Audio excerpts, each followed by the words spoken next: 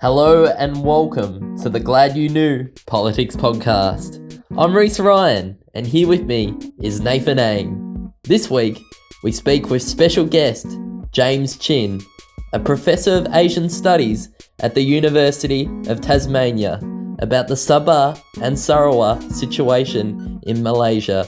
What I love about James and what this podcast is all about is unearthing important stories that aren't widely talked about. That's exactly right, Reese. It was amazing to have James on, as he is the leading scholar on political change in Malaysia, and actually one of the few scholars who actually write about Sabah and Sarawak. As someone that used to live in Malaysia for a couple years, I, and probably like many other tourists, only know about the main island of Malaysia, where you have places such as Kuala Lumpur. But today we talk about an often forgotten part of Malaysia, that is the Borneo part of Sabah and Sarawak, and I think it's time that we finally knew a little bit more about Malaysia beyond the touristy pics of the Batu Caves on Instagram. About time, Nathan, you knew more about Malaysia. I got a real insight too, that Malaysia's more than just the Twin Towers, Nasi Lemak, and your uncle. And a big shout out to Jerry, we absolutely love him, big fan of the show. So let's get stuck in with another Glad You Knew Politics Podcast.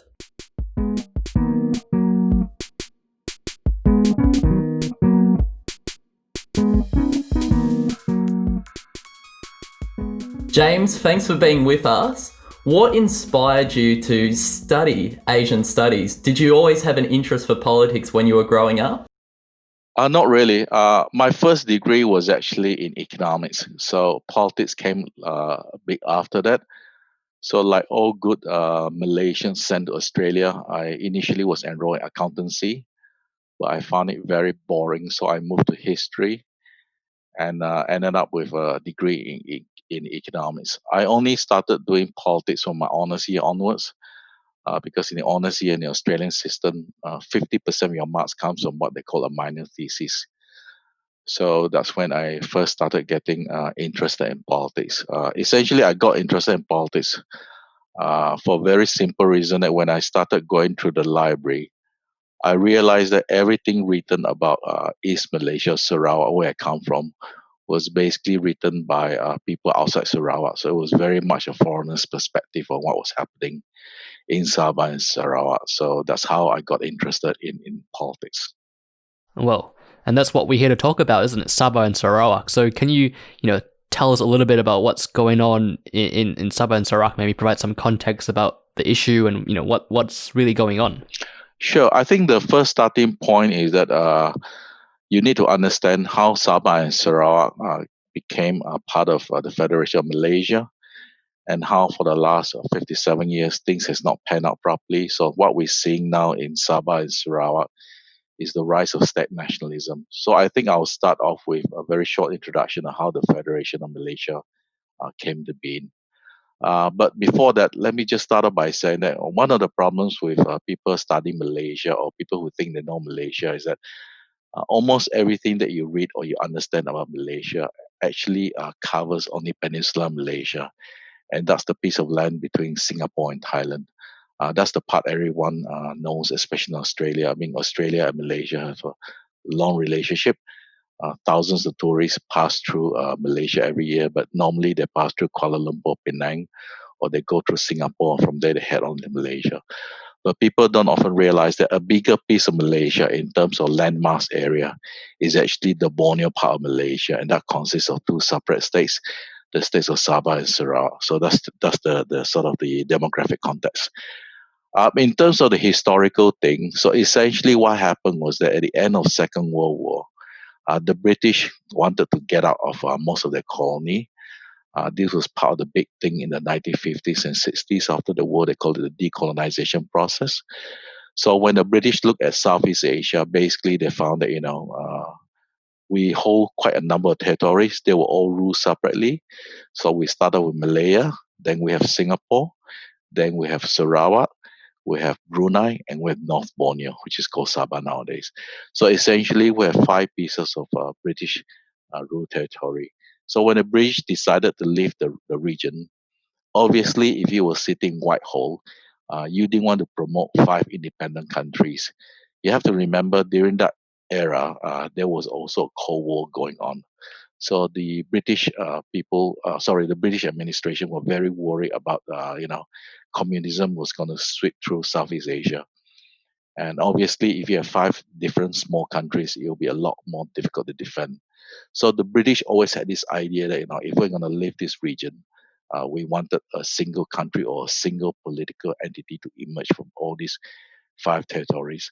So they started to plant ideas into the indigenous leadership, in particular the Malayan leadership led by Tunku Abdul Rahman, and they said that, why don't you look into this idea of federation? So that's how the federation came about. So the original idea for the federation was that all these five territories are supposed to come together to create the Federation of Malaysia. To cut the story short, somewhere in between the start of the process and the end of the process, Brunei decided not to join the federation for all sorts of reasons. But the two major reasons was that the Bruneians had a very sort of a more established oil industries. They didn't really want to share the oil. And secondly, the Sultan of Brunei felt that he was more senior to all the other sultans in Peninsular Malaysia. So basically, they pulled out the process very early on. So we were left with four territories: North Borneo, Sarawak, Singapore, and Malaya. So essentially, what they did was that the British set up a commission called the Cobalt Commission. They traveled to Sabah and Sarawak, and their role was supposedly to see what the people of those states thought about this idea of the federation. So the final report that came out was quite interesting. Basically, they say that one third of the people in Sabah and Sarawak support this idea of the federation. One third will support the federation if certain safeguards were kept in place, and the other one third says no to the federation. So there's always been question mark over this because a lot of people question whether this was done in an impartial manner. As anybody who's done imperial history will know, the British are very good at manipulating everything. So it is quite obvious that once the British decided that they want to leave this place in a single political entity, they will use the civil service to try to push for this idea. Now, imagine if you were a native person living in North Borneo or Sarawak, and the British officer comes and tell you, the British government or the Queen thinks that this is a fantastic idea. Chances are you will not oppose it. So basically, the idea now is that when people look back at it, they say that maybe the whole process was being manipulated. So anyway, that's one part. The second part is that basically, once it was agreed that Federation of Malaysia would go ahead, they built in a certain thing called the safeguards for Sabah and Sarawak. A lot of it is legal issues. I do not want to bore you with the legal issues, but the bottom line is that when when North Borneo, now called Sabah, and Sarawak join or help establish the Federation of Malaysia, they were given a set of safeguards. And essentially what that meant was that they are supposed to have a very high level of autonomy. And also at the same time, Malaya and Singapore promised to develop Sabah and Sarawak, because at that time, back in the 60s, these two places were way behind in terms of development. So that's the short story. And since then, things have not gone very well, because a lot of people in Sabah and Sarawak think that the original promises were not kept. Sabah and Sarawak is still relatively undeveloped. After 57 years in the federation, you don't even have a highway linking Kuching all the way up to Kota Kinabalu in Sabah. As some of your viewers may know, the first highway that links Singapore all the way up to Thailand, passing through Malaya, was actually built in the 1980s, the North-South Highway. And of course, if you want to look at in terms of infrastructure development, it is Sabah and Sarawak way, way behind. There was a very funny story recently that made headlines in Malaysia. And it's about a girl living in Sabah. She wasn't living in an isolated place. She was living in what we call a semi-rural place. But as you all know, right nowadays, most of your work, part of your work is a thing called blended learning. You study and in order for you to take part in blended learning, you need to have access to high-speed internet. So she didn't have access to this high-speed internet. So she was forced to climb up a tree to get the signal. So it became a major news item in Sabah and Malaysia. And I'll send you the link after this. Created a huge a problem for the political class. But this is an example of how in terms of infrastructure development, Sabah and Sarawak are lacking. Even today, if you go to the interiors of Sabah or the interiors of Sarawak, you find that there's no pipe water, things that we take granted. A lot of those villages do not have electricity. They still rely on generators. And you have to look at it in terms of contrast. I mean, those of you who have been to Kuala Lumpur, right?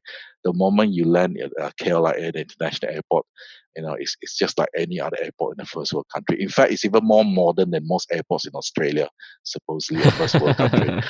It has a train link. That's something we dream about in Melbourne. Exactly. And if you take the train, you get off at KL Central. Right in front of KL Central is a place called New Central Shopping Centre. That shopping centre is probably bigger than most shopping centres in Melbourne or Sydney. And of course, you got the Petronas Twin Towers, all that sort of stuff. So in some ways, if you just visit Malaya, you find the modern Malaysia that everyone understood. But again, there's a different sort of things happening in this funny place called Sabah and Sarawak, which nobody seems to know about.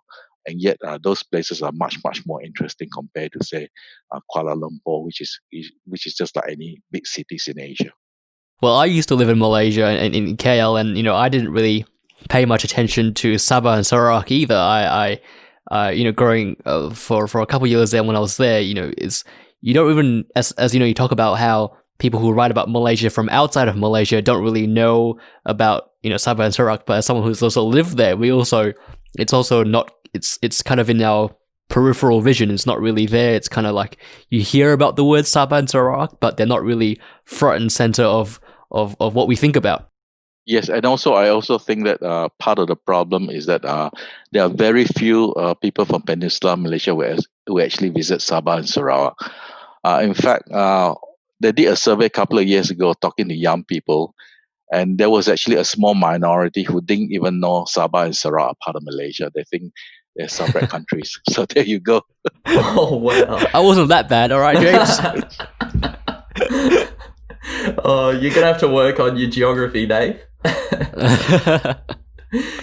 As James, when having been in Malaysia for the couple of months last year, and I saw the beautiful Twin Towers, and I saw the infrastructure that KL has, and it was quite beautiful, actually, looking at the night sky and those night bars, but we'll leave that there. But I see so much contribution that the Sarawak and Sabah has made, but people wouldn't realise this, would they? The contributions they made to Malaya. No, I think the bottom line is that one of the major contributors to the Malaysian economy is the oil and gas sector, and people don't realize that Sabah and Sarawak contribute more than 50% of the oil and gas output in Malaysia, and that is one of the historical grievances. Because Sabah and Sarawak produce so much oil and yet they get so little back, and that was the thing I was talking about when I talk about infrastructure development. You also have to remember that Sabah and Sarawak are also different because the demography there is very complicated.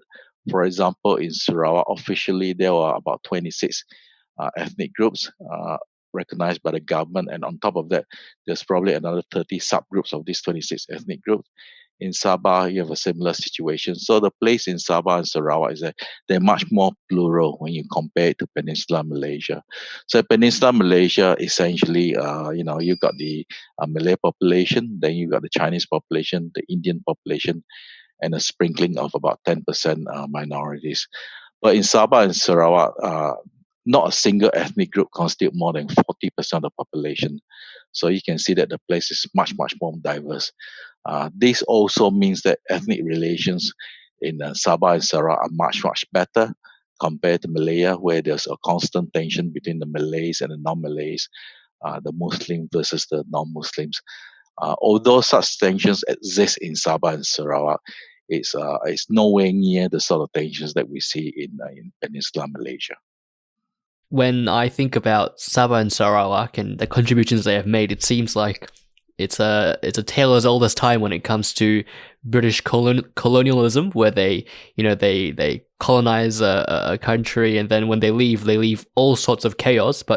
And you've given us kind of the context of Sabah and Sarawak and the history of how we should understand what's going on now. So can you tell us a little bit about what's going on specifically now, and what's happening now, and why it's so important?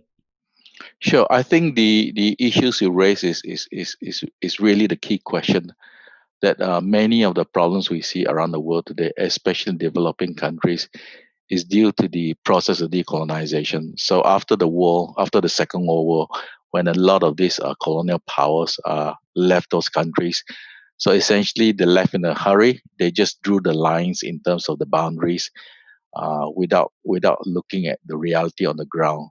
The most famous and in some cases the worst example of that was when they partitioned India. Millions of people died. So basically, the British drew two lines across, one on the western side, one on the eastern side, and one was called West Pakistan, the other was called East Pakistan, and they forced millions of people to move across, the Muslim and the Hindu population, and try to divide them. In the process, millions died. In terms of more contemporary example, if you want to look at Southeast Asia, you have this same problem as well. So the best example of that contemporary example is that you still got people in West Papua who are actually Melanesians. They've got nothing in common with the rest of Indonesia, but they just found themselves because of the colonization experience. They found themselves as part of Indonesia. So today there's quite a strong independence movement in West Papua. And also, you also have the same situation in the southern Philippines, the Mindanao region. Those people are actually Muslim. They come from the old Sulu Sultanate. Because of colonial history, they ended up as part of Philippines when they never really want to be part of Philippines. Same thing in southern Thailand as well. It's actually a Muslim majority area. They don't really want to be part of the Thai kingdom. They've been fighting for independence for years. Uh, Other two more recent but have a happy ending is of course Aceh. They've been fighting independence for years, but because of tsunami, they ended up with a very high level of autonomy in the Indonesian system. And the second one with sort of a happy ending is of course East Timor. After the massacre, they managed to break away and became an independent country.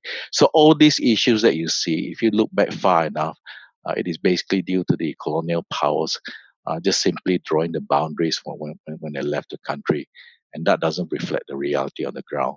So in the case of Sabah and Sarawak, when they were lumped together to form this new federation, everybody thought it would work because of this thing, what I call the safeguards. They were supposed to get high level autonomy, and they were supposed to get a share of the development. And of course, these things did not work. Most of the resources were taken in by the federal government.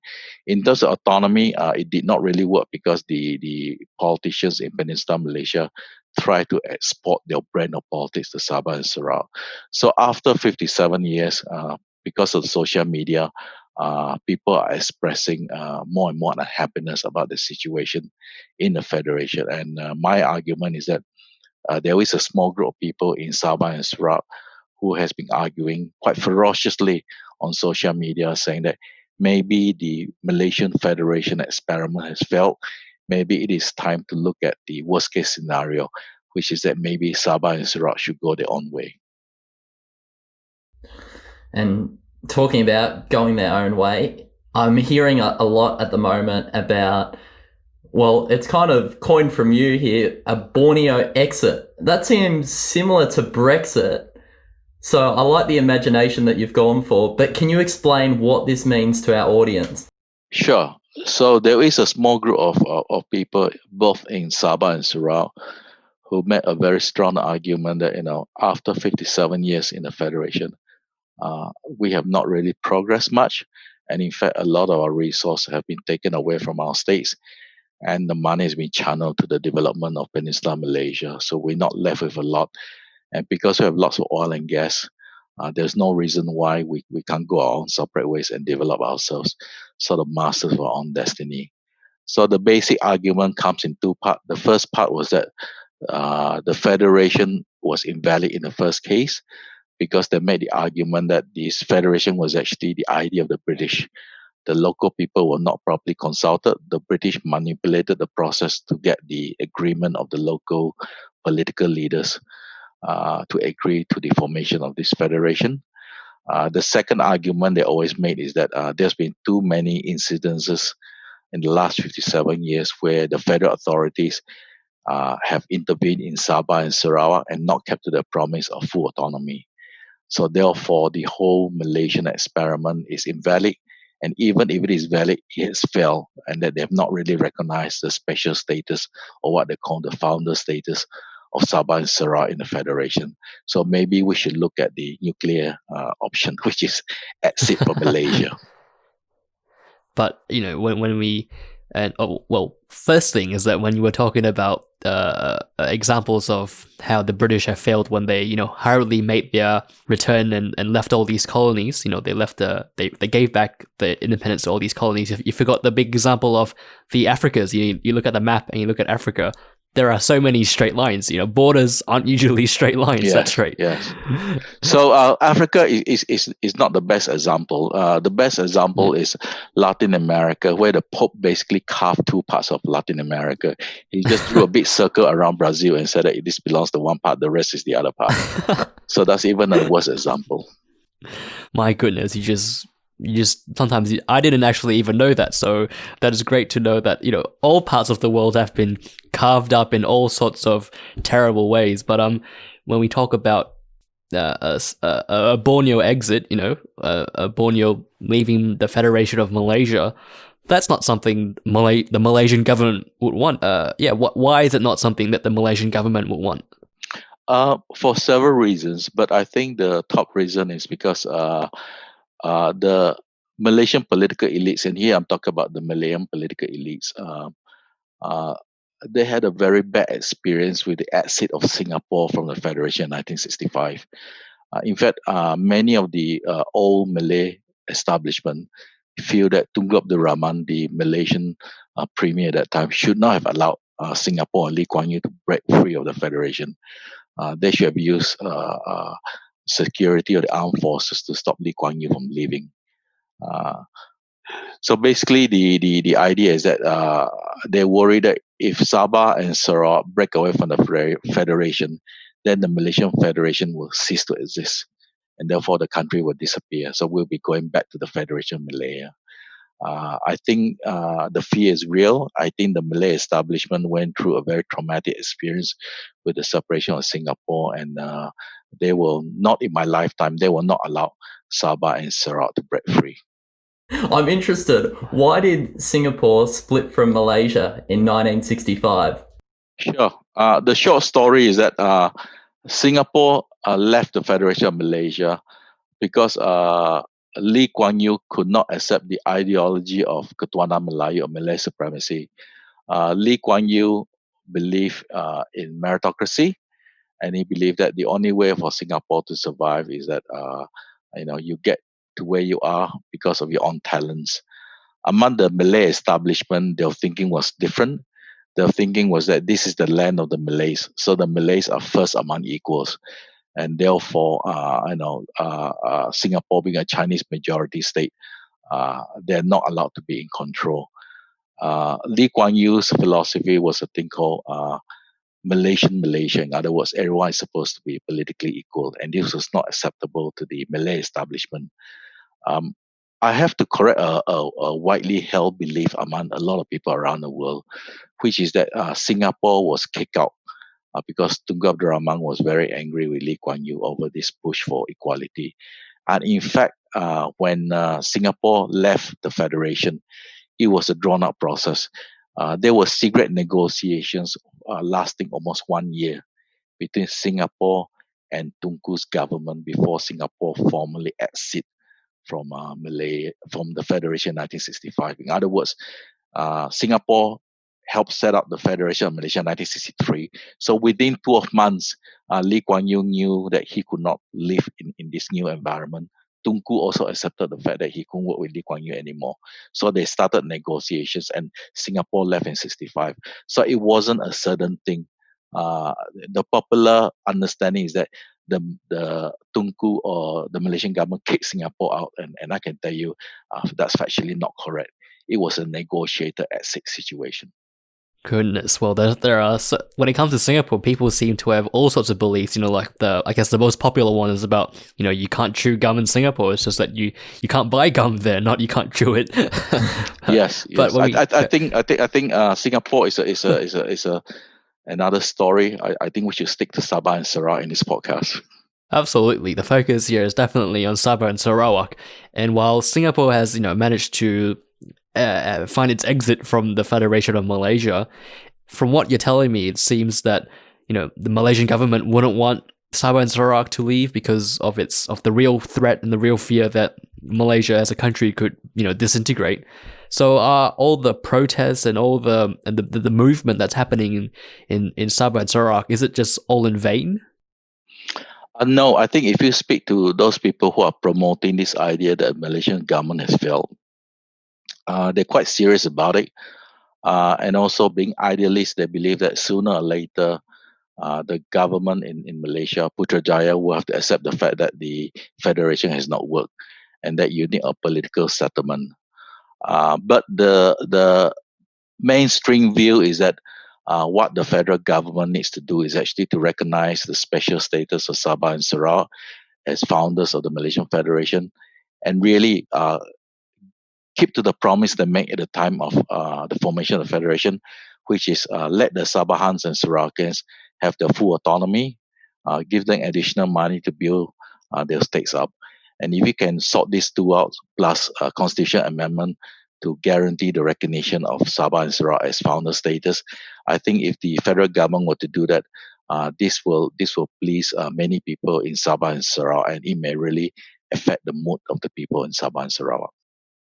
It seems that Malaysia is a case full of wanting recognition for special people or special states or special circumstances because, as you touched on before, the politics of Malaysia in the peninsula, the main part that people generally know about is that, as you touched on before, that the indigenous Malays have a special status even now. I think it's called the Bumi Putra or something like that. So do you think this is a good idea? Because if we keep giving on these special kind of exceptions or special recognitions, it kind of fosters this idea that there should be, kind of sets, I think, maybe a precedent or a trend where more and more things get special recognition, and that can't be good for, the equality or kind of meritocracy that maybe Lee Kuan Yew was talking about. Sure. I think you need to separate what is in theory and what is in practice. So even if you were to argue that this is not a good idea and that perhaps we should go for meritocracy so that the country can move forward, the reality is that this is how the people in Sabah and Sarawak feels. This is why there is a thing called politics. Politics by itself is sort of an illogical thing. You can't sort of put politics in a box where everything is logical. Even in Australia, right, you have illogical situations. I mean, it's a well-known fact that in Western Australia, right, half the time they don't feel that they're part of Australia. That's why they keep complaining not getting enough money from the federal government. So you can't really judge this by logic in politics. The fact of the matter is that this is a highly emotive issue. Many people in Sabah and Sarawak truly believe that they've not done very well out of the federation in the last 57 years. So it's a political issue. You have to resolve it. And this is what the people of Sabah Sarawak wants. They want autonomy. They want to build up the states, and they want to be left alone. What gives you hope for the future from these elections in Sabah and Sarawak, James? Okay. In terms of the future, I strongly believe that because of the nature of the way the Malay establishment works, they will try to come to some sort of consensus about what they want to do with Sabah and Sarawak.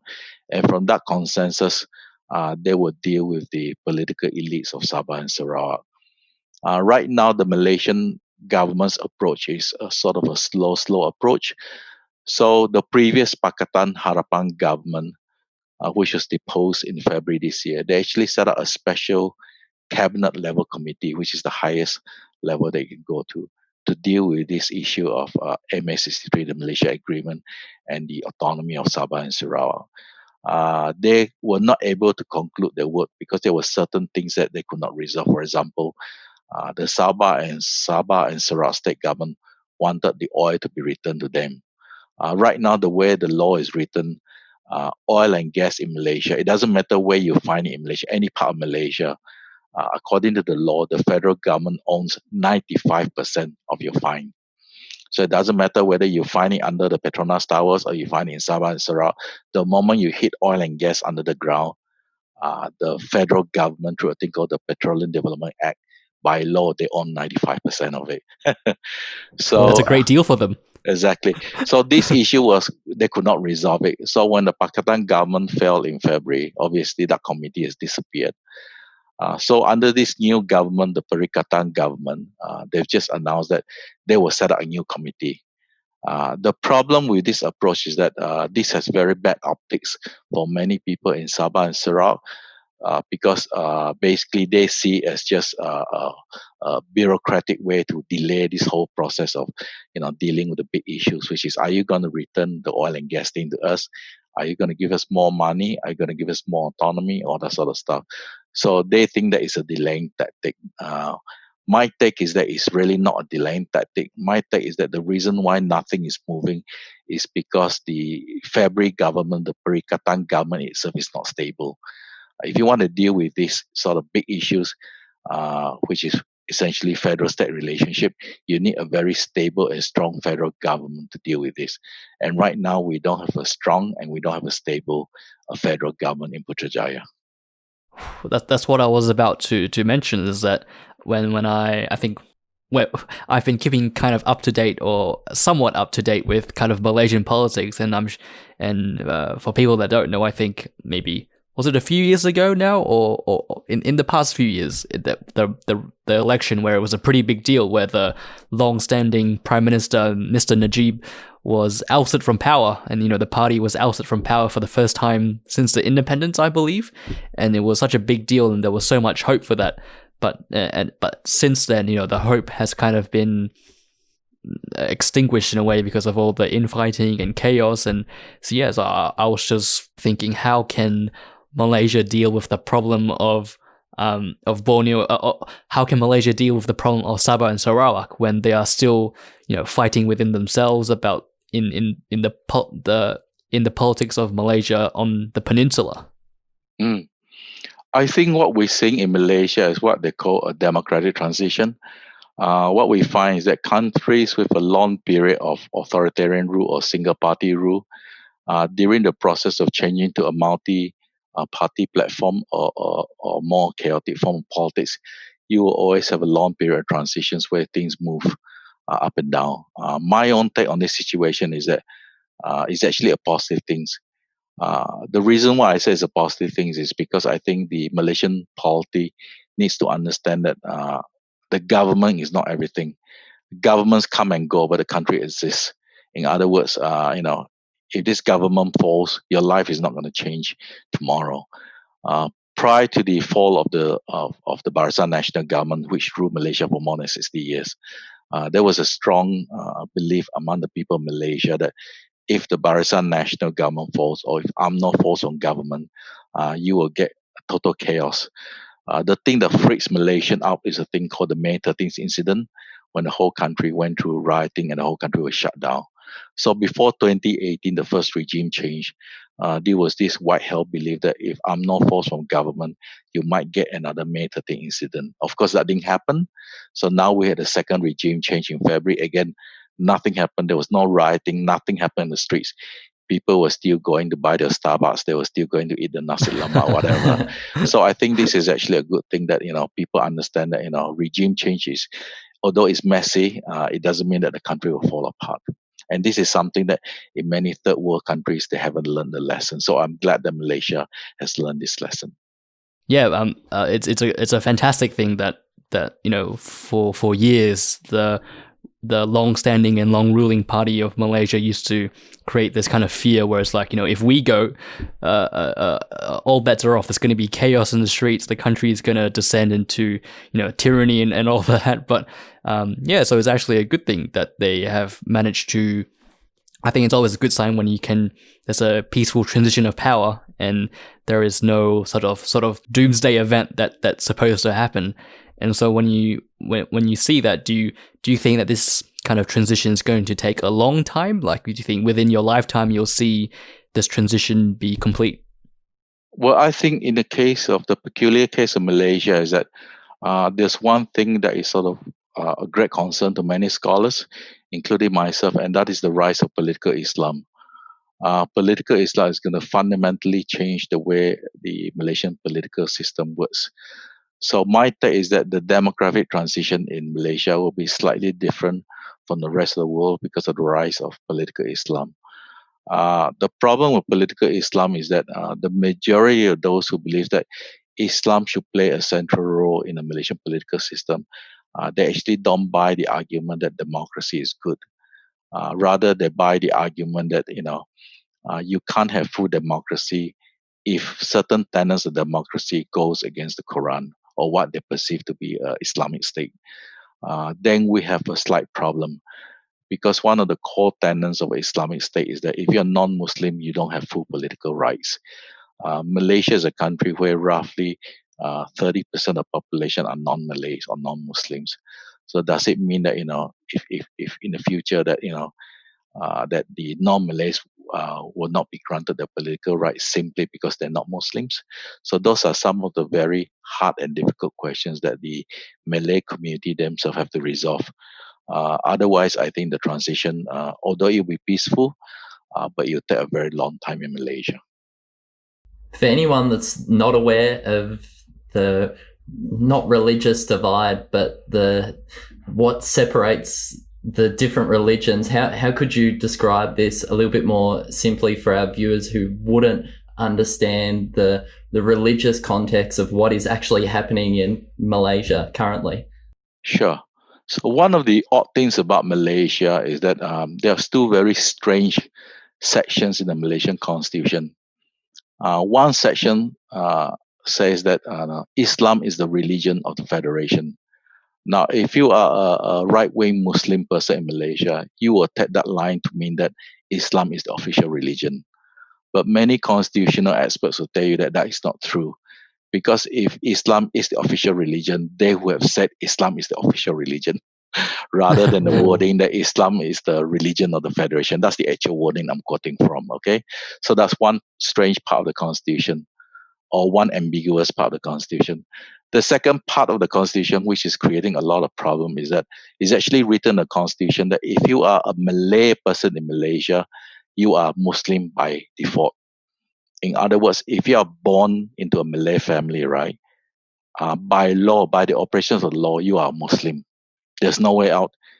You can't convert out of Islam. You are born a Muslim by law, and you will stay a Muslim by law. So this is problematic. So now the situation in Malaysia is that roughly 70%, 65 to 70% of the population are Muslims. 30% of the population are non-Muslims.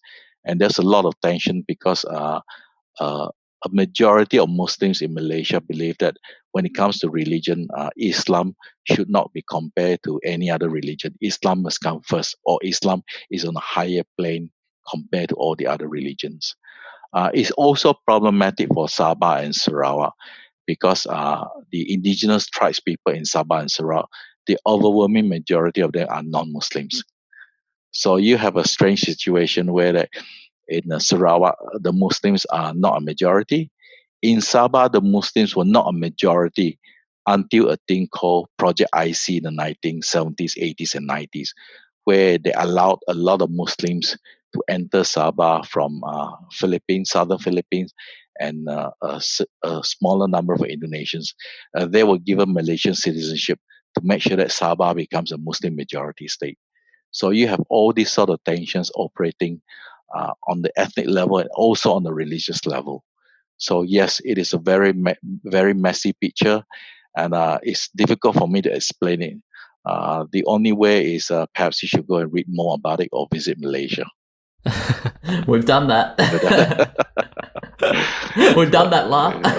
Right.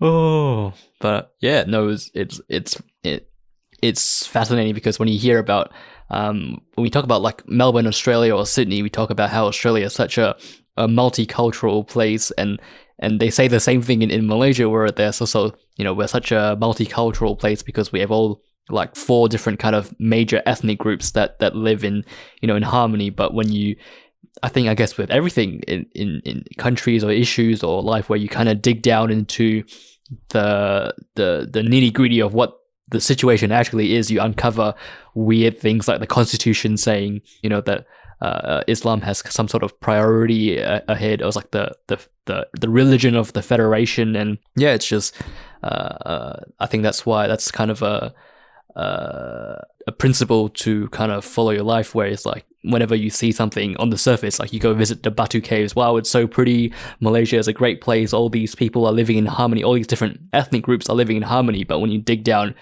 you realize that the politics are so frayed and kind of problematic, as you said. I've loved hearing about what's actually happening in Sabah and Sarawak. I wasn't too aware, having been in Malaysia before, and yeah, it's been really eye-opening for me. But what would you be glad people knew about Malaysian politics, and specifically Sabah and Sarawak? I think the key takeaway in terms of my work is that I'm trying to tell the rest of the world that, Malaysia is not just Peninsular Malaysia. There's a much more interesting and diverse part of Malaysia called Sabah and Sarawak, located on the island of Borneo. And that if you really want to understand Malaysia, you also need to understand the Borneo side of things rather than simply understanding the Western Malaysia or West Malaysia, the Peninsula side.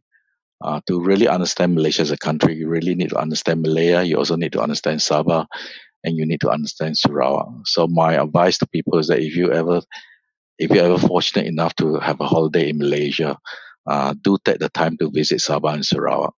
Many of my friends who have actually visited Malaysia for years, after they met me, they went to Sarawak for the very first time. And in almost all cases, they tell me it's like visiting a separate country. So there you go. What a takeaway. Yes. Like the Twin Towers, there are 2 sides to Malaysia. You've got the main island, the peninsula that people know about, and you've got the Borneo island. Well, thank you so much for taking the time out to talk with us. Not a problem.